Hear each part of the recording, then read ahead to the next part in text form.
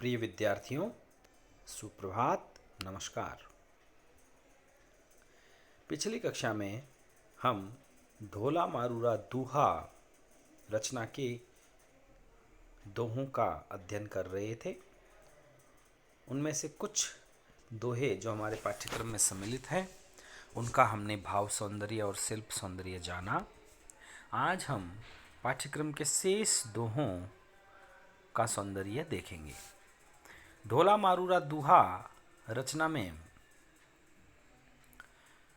भाव प्रवणता है, वियोग श्रृंगार की व मर्यादावादी प्रेम वर्णन की अद्भुत रचना है, जो कि राजस्थान में लोक कथा के रूप में अत्यंत प्रचलित रही है।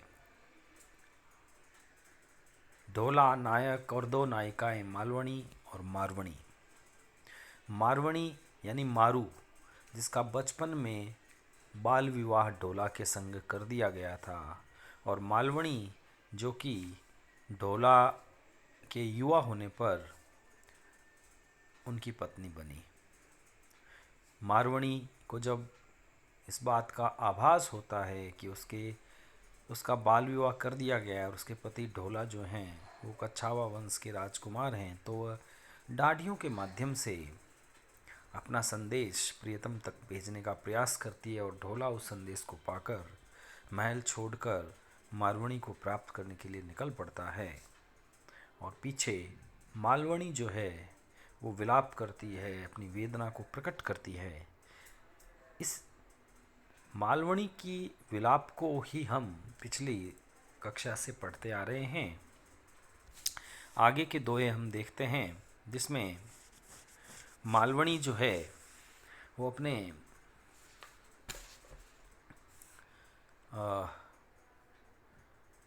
वेदना को व्यक्त कर रही है। बिछड़ता ही सजना क्या ही कहण न लद, तिण वेला कंठ रोकेऊ जानक सिंधी खद। बिछड़ता ही सजना क्याई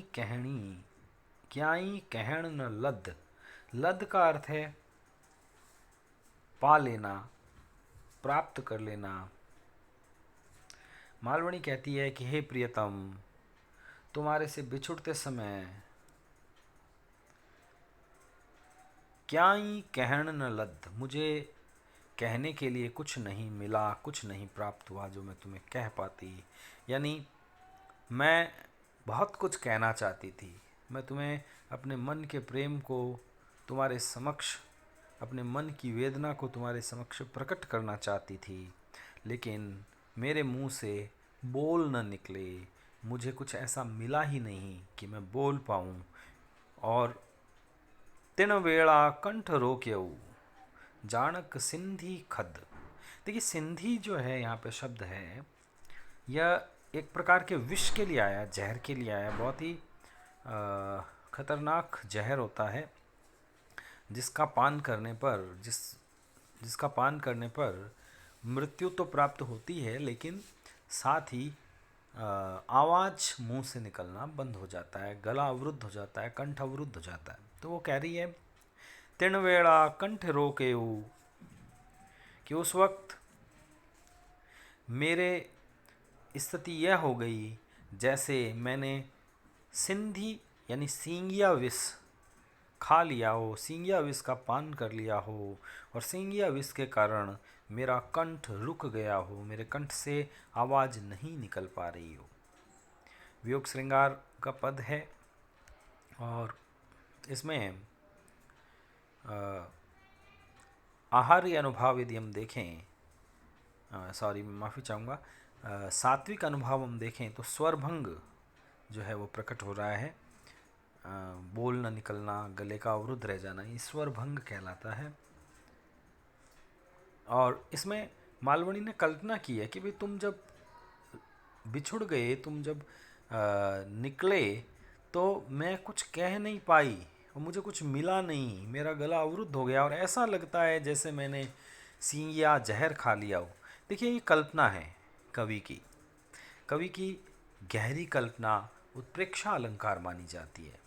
यहाँ पर मालवणी के सींग या विष खाने की जो संभावना व्यक्त हुई है यह उत्प्रेक्षा अलंकार में शामिल है, इसलिए इस पद में उत्प्रेक्षा अलंकार का वर्णन हुआ है। अगला दोहा हम देखते हैं। ढोला हूँ तुझ बाहिरी, झेलण गयई तड़ाए, ऊ जड़ काला नाग ज्यूं, लहरी ले ले खाए। ढोला हूँ तुझ बाहिरी, झीलण गई तड़ाए, कि हे ढोला तुम जब यहाँ नहीं हो। बाहिरी शब्द का अर्थ है बाहर, बिना या अलग। तुम्हारे बिना जब तुम यहाँ नहीं हो। झीलण गई तड़ाए, मैं नहाने के लिए। झीलण का अर्थ है नहाना, तड़ाए का अर्थ है तालाब। मैं तालाब पर नहाने के लिए गई, और जब मैं तालाब में नहाने को बैठी, ऊ जल काला नाग ज्यूं, वह जो पानी है वो काले नाग की तरह, पानी की लहरों की तुलना काले नाग से की गई है। जिस प्रकार पानी की लहरें उठती बैठती रपटती है, उसी प्रकार जैसे काला नाग जो है वो अपने सर्पिलाकार ढंग से अपनी शरीर को हिलाता है, उस तरह से तालाब की लहरें हिल रही थी और मुझे वो काले नाग जैसी लग रही थी। तो ये उपमा अलंकार है, तुलना हुई है। लहरी ले ले खाए, और इस प्रकार मुझे लग रहा था कि जैसे वो लहरें जो उठ गिर रही है, जो रपट रही है, वो काले नाग की तरह सर्पिलाकार हिल हिल कर मुझे डस रही हो, खा रही हो। यानी वो उस तालाब में अकेले स्नान करना मुझे अच्छा नहीं लग रहा था, मुझे तुम्हारी याद आ रही थी। या विरहिणी मालवणी की कि अकेलेपन की व्यंजना हुई है कि वह उसके ढोला के बगैर उसकी स्थिति क्या हो गई थी।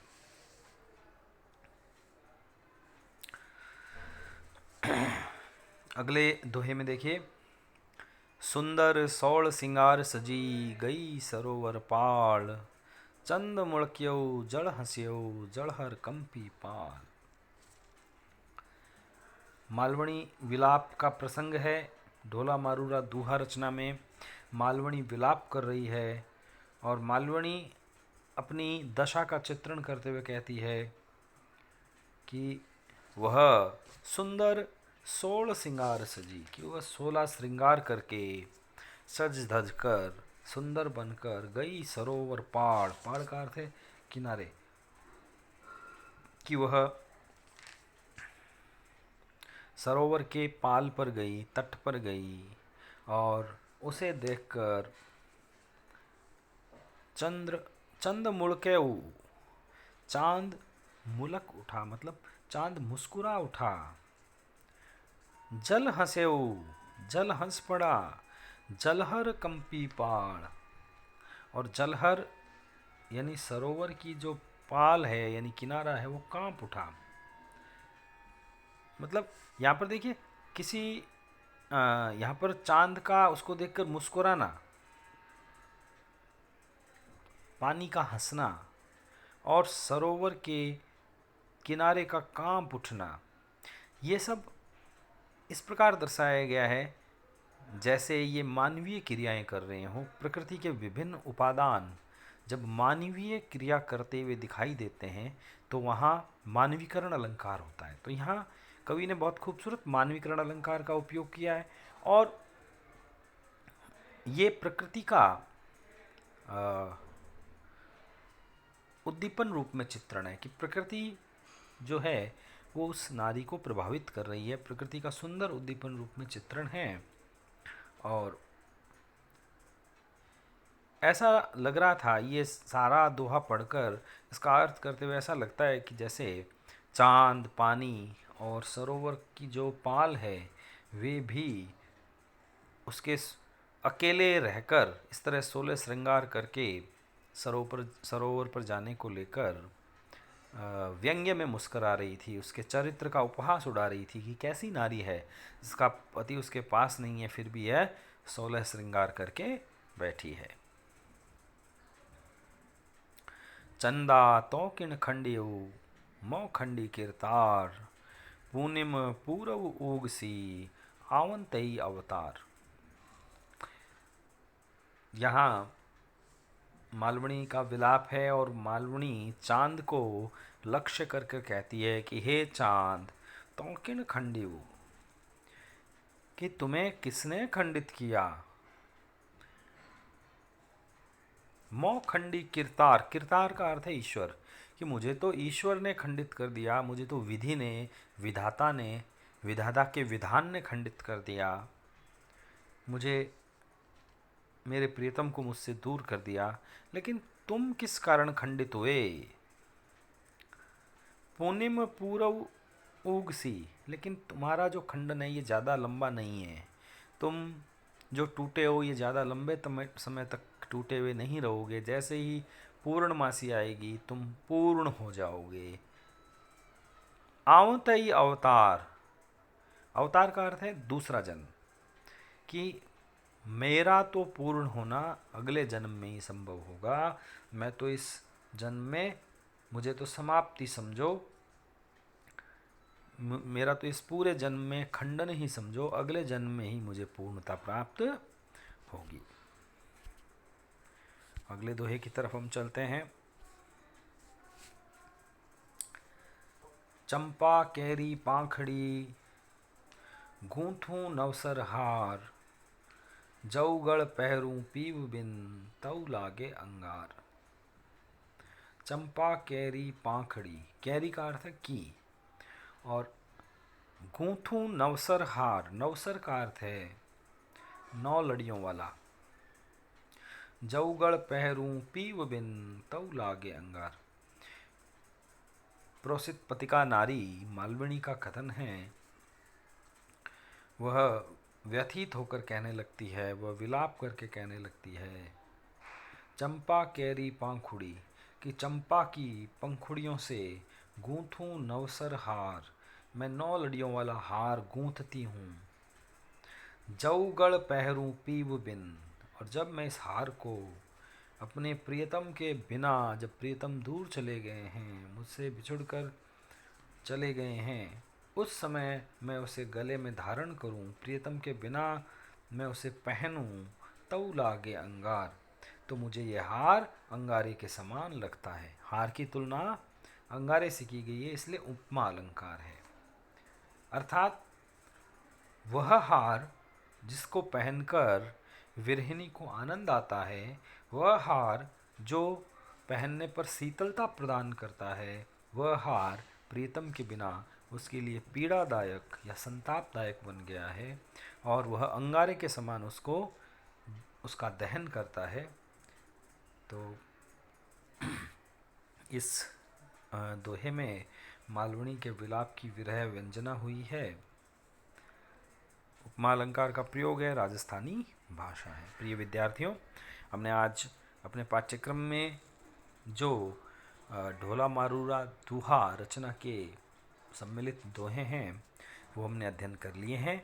आप आज समझाए गए समस्त दोहों को सप्रसंग व्याख्या करते हुए उसका भाव सौंदर्य और शिल्प सौंदर्य अलग अलग लिखते हुए मुझे अपनी उत्तर पुस्तिका का फ़ोटो खींचकर व्हाट्सएप के माध्यम से भेजें, ताकि मैं जान पाऊँ कि आप